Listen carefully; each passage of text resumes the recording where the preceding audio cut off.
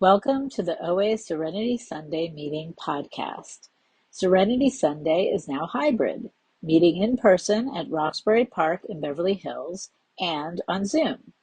Visit the Los Angeles Intergroup's webpage at oalaig.org for information on how to join our meeting live in either iteration. Now that we're meeting in person, Serenity Sunday has regular meeting expenses and would appreciate Seventh Tradition donations to help support the meeting and this podcast. You can donate via Venmo at Serenity Sunday 2023 or through PayPal, serenitysunday1212@gmail.com. The opinions expressed on the Serenity Sunday podcast are those of the individual speaker and not those of Overeaters Anonymous as a whole. And now, our speaker. Hi, everybody. Hi. Hi, my name is Peggy. I am a compulsive overeater, and I am your leader for today's meeting. And I'm so incredibly grateful to be here today. I'm going to tell you my story in just a moment. I just want to start off with this. I'll qualify in just a second, but I'm going to start off with this. I feel it's like so important to hear. So this is from Short, but Dr. Bob's Nightmare. I spend a great deal of time passing on what I learned to others who want and need it badly. I do it for 4 reasons. Number 1, a sense of duty. Number 2, it is a pleasure. Number 3, because in so doing, I'm paying my debt to the man who took the time to pass it on to me. Number 4, because every time I do it, I take out a little more insurance for myself against the possible slip. And I just like to remind myself of that. I think it's a great reading to share with all of you, but sometimes I need to remind myself, like, wow, why do I do it? So I've been in Overeaters Anonymous for almost 21 years, and I'm abstinent 20 years. And this particular building is very sentimental to me because I found 20 years ago, well, it's 21 years in September that I first came here, but 21 years ago, I walked into this building because I had gone to 6 meetings as a newcomer, and I followed everything you told me to do. I'll tell you about my story getting there, but I want to first share this being in this space. And that is because I don't come here very often. And that is that I said, well, how do I find a sponsor? And they said, go to Serenity Sunday. This was 20 years ago. Go to Serenity Sunday, Beverly Hills, tons of people. There was a huge, everything is, changed a little bit, right? But there was a huge room somewhere in here. I don't know where it was. Big room, all of these people. And I literally, they said, go to the newcomers meeting at 10 o'clock, raise your hand, say you're a newcomer, and you'll find a sponsor. I often liken it to, I'm from New York. Look, you're just going to have to hear it. I likened it to a bad bar at like 4 o'clock in the morning. It's like, raise your hand and go, I need a sponsor. I must have had 10 people come up. Need a sponsor, need a sponsor, need a sponsor. That's what it was like. And so this woman came up to me and I described her. I'm 74 now. You do the math. So I was whatever, 50, whatever. And she was so young. She was like a baby. And I had children that were older than her, and she just came up and she said, you need a sponsor? And I said, yes. She said, call me tomorrow. And I did. And I called her for 2 years and she fell in love and she moved to another country. And every year on my abstinence day, I send her a message, through Facebook or whatever, and it's heaven. So she was my first sponsor. And then after that, I went to smaller meetings over in Las Vegas where I lived. And I was like, I'm looking for a sponsor. I'll be your sponsor. And that woman has been my sponsor for 18 years. So I came into the rooms. I was long since I identify as a compulsive overeater, of course, but also a compulsive dieter. I have some pictures. Not that they're that astonishing, but I think it's important because being a compulsive dieter, I was always, and you can see in the pictures, up, down, up, down, up, down, up, down, up, down. I was completely attached to dieting from the time I was 15 on. And so coming into these rooms, I came in. By the time I came in, I had given up dieting for a while. I was just like, oh, I'm a postmenopausal woman who is just like, I'm just going to eat and see what happens. And I sort of had gone up in my weight quite a bit. So when I walked into these rooms, I was 50 pounds overweight. And I have, in the first like 6 or 7 months of becoming abstinent, which is February 17th, whatever it was, 2004, I took off those 50 pounds in fairly short order. And I'll tell you how I did it, but like, I've kept it off all these years. You know, I don't do this thing perfectly for sure, but I've just kept it off. So and so I've been reflecting a lot lately on my life, right? But also this journey that I've had with OA. And I was thinking today, I had my big book and I had these other things and my bag was so heavy. And I went, wow, here I am, freaking 20 years later, walking into this place with this heavy bag, not the heavy weight around me, but this bag that's weighted down with my blueprint for living. As I was coming in, I was like, oh my God, that's how I look at it. So I grew up, just a little background. I don't like to talk a lot about what was. I like to focus on the permanent recovery. But so I grew up in a big Irish Catholic family in New York, Long Island. And my parents they were just the best, salt of the earth. 1950s, my parents' products of the Depression. So there was, and my dad, you know, he worked in a plant, and so he was always getting laid off and then not. And so money was tight. So when money's tight in a big family, food gets tight, right? And I knew I was a compulsive overeater probably by the time I got to be age 7, until I think it's when I really realized it, because I was sneaking, getting food and doing all that. But my memory and my attachment with food is A, I'm a compulsive overeater, and B, I just knew that nobody else in my family was as anxious as when my mother was trying to dole out the food equally to everybody, except my dad, who always got a little bit bigger piece of meat and all of that. But I was just like, where's mine? Where's mine? Where's mine? Where's mine? And I always wanted my fair share. And I think it was just my instinct of, you know, and being a compulsive overeater. And so, you know, what I realized through program is that I don't know if I can ever get enough, right? And so that's why I always have to rely on a higher power, something greater than myself, for me to be able to ask God for help. So I came into the rooms. I was ready. This is where my connection is. How I got here was a childhood friend who I just texted with this morning. So since like 3rd or 4th grade, we all were meeting for a reunion. And we went to Martha's Vineyard. It was wonderful. So this was 21 years ago. And my friend got off the plane and she was perfect, healthy body weight. And she was never that way before. And by the time you get to be that age, you don't ask a lot of questions. But what happened was that we were all in a house and we were the early risers. And I would get up in the morning and she was there reading her For Today book. And it's really like our literature says, I knew about OA, but it wasn't really on my radar. And so I just got to spend the week there and ask her, what is it? How are you doing? And then I was able to observe, as I was wont to do, about what she was eating, how she was eating it. And I was just astonished. She seemed so comfortable around it. And so, you know, she didn't talk about the food. She didn't talk about a diet. She didn't talk about anything. So she had what I wanted. I asked her, what should I do? She said, just go to a meeting. When you get back to LA, just go to a meeting. It took me a while to get to a meeting because I pulled up. I'm generally pretty, you know, like, oh, I can do anything. I'll go. I sat outside and at the church in Gardner and could not go in the door. I was so afraid.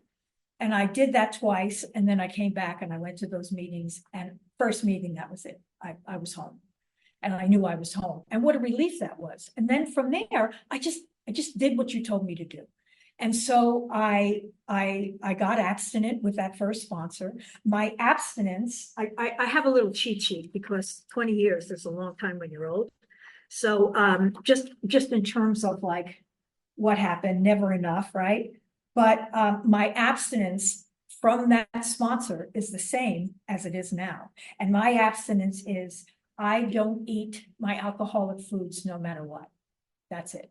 And I think there's 8 of them. I was looking for them this morning in prep for today. I was like, where are those 8? It doesn't matter. If you said, Peggy, I'll give you $1 million and you can come up with the 8 foods, I might not be able to. And that, to me, is a gift. This compulsive overeater and compulsive dieter. I mean, they're the basics, candy, ice cream, things that really, really triggered me. And I don't eat them no matter what. And I try to eat 3 healthy meals a day and maybe a snack in between. And that's what I eat. So that is what my food plan is. I think I covered all. Oh, perfect. Thank you, Adam. Okay, so how I use the program. This is the important thing for me. So I have a sponsor. I've never been without a sponsor. I have a higher power of my understanding. My first, just no fault of anybody's. I never had to blame anybody. As I said, my parents were fabulous. It was such a, it's 5 siblings. My youngest brother's disabled. My oldest sister now currently has dementia. I mean, this big family, they were so much fun, and they still are so much fun. So just like my being, but the God of my understanding, finding that I had to do a lot of work. And it just came out of nowhere. When I did the work, when I did the steps, I started to do the steps, and I had this resentment. Nobody's fault. It was just that I needed to find a God. I had abandoned that God long ago. As soon as I could get out of the house, I abandoned that God of my, original religion. But God is not a religion to me, so I found this higher power. Oh my goodness, it just got me over the 405. Coming here, I was telling when I came in, I was a nervous wreck not getting here on time because I was coming from La Crescenta. We just moved there, and I couldn't believe how far away it was. I was talking, I'm gonna go, oh my God. Okay, but I'm here. So I always had a sponsor. I've always been working the steps slowly. I do everything fast. You can hear it. But I've done the steps really, really slowly. I've tried to do them as thoroughly as I can. I've been through the steps probably 3 times, I think, full out. And now I'm going through the traditions, which I'm loving. So I've always worked the steps. I've always had a sponsor, and I sponsor, and I've been sponsoring since, I could, once I finished my 3rd step. And that's why I love Dr. Bob. Why do I do it? Hey, I do it. It feels good. I love sponsoring. I love it because, oh my God, I have, 4 women that I talk to almost every day, and they're my lifeblood, and I keep my attachment to this program through them. That's how it works. That's why I read that. It's like, it works for my sponsees because they're calling me and we're all in this program together, but it's also an insurance. It's an insurance policy, and it's a pretty inexpensive one. So anyway, I've always worked the steps, and now I'm on the traditions. I go to meetings, I sponsor, I do service, and the sponsees are a gift. So just bringing it up, Adam, how much time left? Perfect. So just because life gets in the way, doesn't it? And I can just follow my program, do my thing. So I've been married 45 years, almost 46 years, the love of my life, have 2 sons, and we've all, like in life, we've just been through everything. So my family that I mentioned just before, that beautiful, wonderful family that was back in New York, my parents, I've been through all of that sadness, sickness, death, all of that abstinent. And for me to not have to go to the food in those times, I just shared recently just that I can eat over anything. I can be really happy and I can eat, and I'd say, I want to eat, I'm hungry. I can be despondent and nervous, whatever it is. So I know the food is not going to help me in that way. And so I've just, just because life goes along, I've used my program for everything. I use it for everything in my life, whether it's a little tiny, oh, I can't believe how nervous I was driving here today. I don't like feeling that way. I'm a good driver, but I have a new car. We don't get new cars very often, but our other one died after 16 years. So now I got a spanking new car, and it's beeping and it's buzzing, and I love it, but it's like, oh my God, just get me to the meeting today. And so anyway, I use it for everything. Did the Serenity prayer all down the 405. I never liked that goddamn road anyway. But so I just, so that my parents, our children, who are just wonderful guys, our older son, he was in a tizzy many years ago, but I was still, I was just beginning in program, and he was having a difficult time, and I couldn't have gotten through it had I not had program, because program teaches me I have to stay in my lane, I have to love him, I have to be kind, all of those things.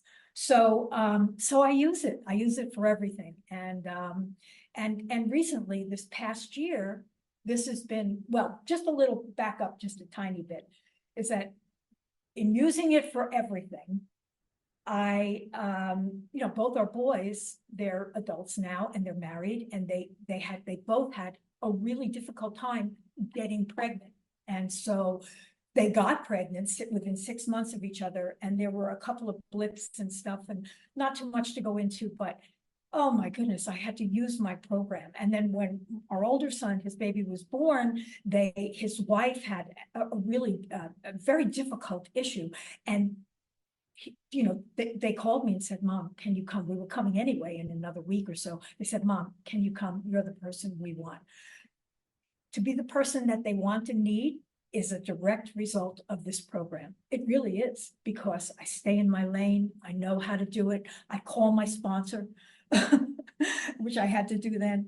And so now just to have all this, what we have now, is joy. And so I experience, through the gifts of this program, I experience sadness, I experience nervousness, I experienced joy. And we just, now they've got their baby, and we just got to Colorado, and sure enough, you're the only people I can tell, because I can't tell anybody anything. They're having another baby. Oh my God. And so they surprised us with that. And it's just amazing. And then our other son said, we're pregnant. So now we have, it's almost like twins, and they're going to be 1 month, and they're in different states, so my husband and I could not be happier. So I say all of that to say that it's not always that way, because I get nervous and I worry and all those things, but I don't have to do that all 24/7, because when that gets there, I can do a fear inventory. I can just make sure that I'm in touch with my program, and that's what I do to try and stay sane. And then I'll just, it must almost be time, but we just sold our house of 38 years, which was a big deal. And we had to do it We had to do it for financial and physical reasons. It was time. But we're just getting too freaking old to do all the stuff in the house, the garden, the thing. And it was frightening. But my husband and I, we both said, let's do this now while we're still able to do it. And so this past year and a half, it was all this physical labor that I was able to do, because I'm in pretty good shape, and I can climb up into the attic. No steps into the attic. You got to climb up, hoist up. So just all of these things, I directly relate to my being sober with my food and being abstinent. And I am eternally grateful to this program. And so it's really wonderful to be here. And I'm also reminded of, just wrapping it up this way, I'm also reminded of, here's this tiny little room, right? But then there's all these other people here. Man, oh man, did those people who ever wrote that, well, Bill and Bob, write the big book, could they ever have dreamed it could be this this good. That's just the way, this good to be able to connect with one another and to move along with the time. So 20 years ago, there was a big room with a lot of people, and now it's a smaller room, but they're out there in their virtual land, and we're all here just reaching our hands out to one another and trying to help each other, you know, with our disease. So thank you to Megan for asking me to speak, and thank you for being here to listen to it. So thanks.